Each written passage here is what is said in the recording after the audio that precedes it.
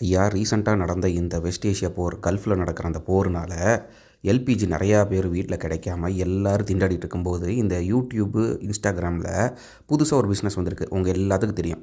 அது என்ன அப்படின்னா, இந்த பைரோஸ் அடுப்பு, அது இல்லாமல் அடுத்து ராக்கெட் அடுப்பு அப்படின்னு சொல்லிட்டு புதுசாக 2 மார்க்கெட்டில் கொண்டு வந்து இறக்கியிருக்கானுங்க. இது ஒன்றும் புதுசு கிடையாது. பல்லாயிரம் வருஷமாக இந்தியா ஃபுல்லாக யூஸ் பண்ணிட்டு இருக்கிற அடுப்பு தான் இது. நம்ம வடிவேலு சொல்லுவார் இல்லையா, மூட்டைப்பூச்சியை கொள்ளும் நவீன மிஷின் அப்படிங்கிற மாதிரி பைரோஸ் அடுப்பையும் ராக்கெட் அடுப்பையும் கொண்டு வந்து இறக்கி வச்சுருக்கானுங்க. இப்போ அதுக்கு கேட்டால் என்னடா இதுக்கு போடுவீங்க அப்படின்னு கேட்டோம்னா, அதுக்கு வித்தியாசமான பதில். அது ஏதோ பயங்கரமாக ஒரு சூப்பரான ஒரு அட்வான்டேஜ் மாதிரி நம்மகிட்ட ப்ரொஜெக்ட் பண்ண வேண்டியது. இதுக்கு வெறும் விறகு போட்டால் போதும், அது வாட்டிக்கு எரியும் அப்படின்றது. விறகு எங்கே சார் கிடைக்கிது? முதல்ல சிட்டிக்குள்ளே உங்களுக்கு விறகு கிடைக்குதா?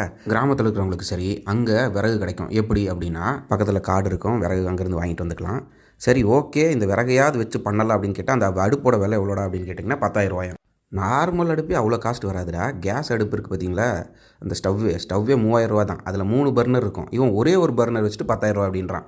சரி, அப்படி என்னடா அதில் பண்ணியிருக்கீங்க அப்படின்னு கேட்டோம்னா, அவன் சொல்கிறது, இதுக்குள்ளே ஒரு ஃபேன் இருக்குது, அது வந்து உங்களுக்கு புகை வராமல் பார்த்துக்கும் அப்படின்பா. சரி, என்னடா ஃபேன் வச்சுருக்கு? ஏதாவது பெரிய வித்தியாசமான ஃபேனா? சின்னதாக ஒரு ரோட்டர் ஃபேனு. அந்த ரோட்டர் ஃபேனுக்கு பின்னாடி ஒரு சின்ன ரெகுலேட்டர் வச்சு, அந்த ரெகுலேட்டருக்கு ஒரு பட்டன் கொடுத்துருக்கான். அதுக்கு கட்ட பாக்ஸில் சின்னதாக பேக்கிங் மாதிரி பண்ணி கொடுத்துருக்கான். அந்த பாக்ஸுக்கு கரண்ட் எப்படா வரும் அப்படின்னு கேட்டோம்னா, நீ அந்த ஒயரை கொண்டு போய் சுவிட்ச் பாக்ஸில் மாட்டு அப்படிங்கிறான். இப்போது அந்த கரண்ட் போச்சுன்னா வேலை செய்யுமானா வேலை செய்யாது. பேட்டரி இருக்காடா அப்படின்னு கேட்டால் பேட்டரியெலாம் கிடையாது அப்படின்றான். அப்புறம் எதுக்குடா அந்த பாக்ஸ் வச்சுருக்கீங்க அப்படின்னா, சின்னதாக உள்ள ஒரு ஒயரிங் பண்ணி வச்சுருக்கான். இந்த செட்டப்புக்கு ஏதோ பயங்கரமாக வித்தியாசமாக இவனுக்கு கண்டுபிடிச்ச மாதிரி ஒரு பேச்சு வேறு இதுக்கு. சரி, மற்ற ப்ராடக்ட்டுக்கு இதுக்கு என்ன வித்தியாசம்னா, இதில் ரெகுலேட்டர் இருக்குது அப்படின்றான். அந்த சுவிட்சை இப்படி திருப்பினோம்னா ஃபேன் ஸ்பீடாக சுற்றும். ஃபேன் ஸ்பீடாக சுற்றுதுன்னா அடுப்பு வேகமாக எரியிற மாதிரி ஒரு எஃபெக்ட் வரும். அவ்வளவுதான். இதுக்கு பேர் ராக்கெட் எடுப்பாமா. அவன் ஹைட்ரஜன்லேருந்து நெருப்பு எப்படி கொண்டு வர்றது, அதை வந்து பேட்டன்ட் வாங்குறதுக்கு போராடிட்டு இருக்கிறான். இவனுக்கு என்னடானா, இன்னும் பழைய காலத்துக்கு விறகு எடுத்து போயிட்டு இருக்கிறானுங்க. விறகு வெட்டுறதுக்குன்னு ஒரு மிஷின் வேறு விற்கிறானாமா. அந்த மிஷின் 5000 ரூபாயா. அந்த மிஷினை வாங்கி நான் விறகு வாங்கி வந்து வெட்டி மறுபடியும் அடுப்பில் வச்சு எரிக்கணும். எவ்வளோ வேலை.